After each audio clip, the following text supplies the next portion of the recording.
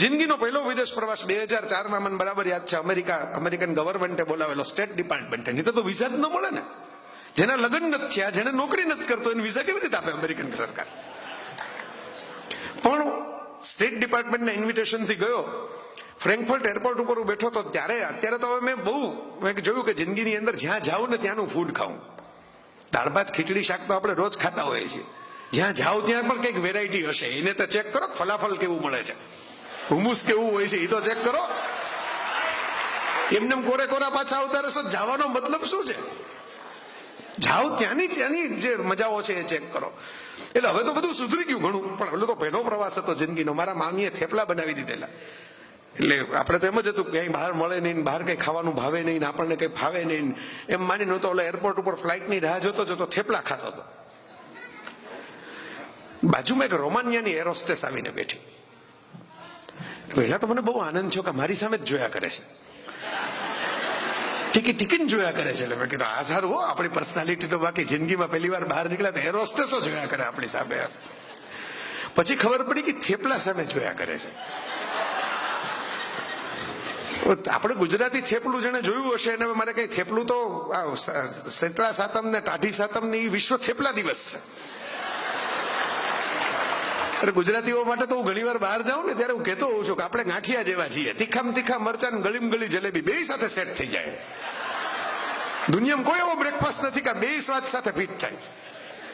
ગાંઠિયો એક ખાવ ને પાછું જલેબી ખાવ ને પાછું મરચું ખાવ. તો વિચારજો. એટલે ઓલું થેપલું છે ને, એમ થેપલું તમે જુઓ, તાજું થેપલું હોય, એક તો ઓલું ઓઇલનું લેયર હોય એટલે શાઇનિંગ હોય, લેમિનેશન કર્યું હોય ને એવું લાગે. એમાં પાછી કોથમીર ને મેથી નાખેલી હોય એટલે ગ્રીન કલરનો ટોન હોય. હળદર ને કારણે યેલો ટોન તો હોય જ, એક્ઝોટિક યેલો, આ બધા જભા જેવો. એમાં લાલ મરચું હોય એટલે તમને રેડ સ્પોટ લાગે અંદર. બાંધણીની ડિઝાઇન જેવું લાગે સાહેબ, તમે ધ્યાનથી જુઓ તો. વ્હાઈટ કલરનું ગાર્લિક હોય, લસણ હોય એટલે વ્હાઈટ કલરના આમ નીચે આમ લીટી કરી હોય, નાની નાની એવું દેખાય. એટલે પેલી તો જિંદગી જોયું હશે પહેલી વાર, એટલે જોયા કરું. પછી મને એમ થયું કે આપણે એને કહીએ, વિવેક તો કરીએ કંઈક. એટલે મેં કહ્યું, do you want to taste it? Want to have a bite of it? એટલે કીધું યસ.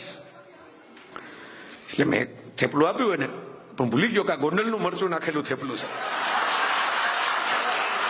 આ શું કહું છું બિપિનભાઈ પૂછશો એટલે સમજાશે, બાકી નહીં ખબર પડે. તો ગોંડલના મરચા વાળું થેપલું આપી દીધું એને. આપતા તો અપાઈ ગયું, અને એને ખાધું.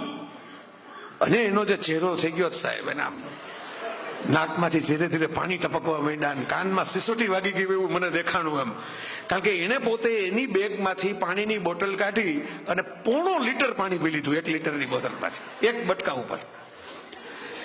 એટલે મેં થયું કે હવે ગયા ખલાસ. કારણ કે હવે મારે એને કટસી ખાતર પ્રશ્ન તો પૂછવો પડે ને કે હાઉ વોઝ ઇટ. આગળ વાત તો વધારવી ને કઈ. હવે હાઉ વોઝ ઇટ પૂછો એટલે કાં તો એ દંભ કરે, ખોટું બોલે, જૂઠું બોલે, ગ્રેટ, વન્ડરફુલ. હવે આપણે જોયું ને કેવું લાગ્યું એટલે આપણે જૂઠ સહન કરવાનું પાછું પૂછીને. અને કાં આપણી ભવ્ય સંસ્કૃતિના મહાન થેપલાનું જાહેર અપમાન થાય જર્મનીના એરપોર્ટ ઉપર, એ આપણે સ્વીકારી લેવાનું હાથ જોડીને ગાંધીજીની જેમ. આમ થોડું ચાલે. તોય બીતા મેં પૂછ્યું કે હાઉ વોઝ ઇટ.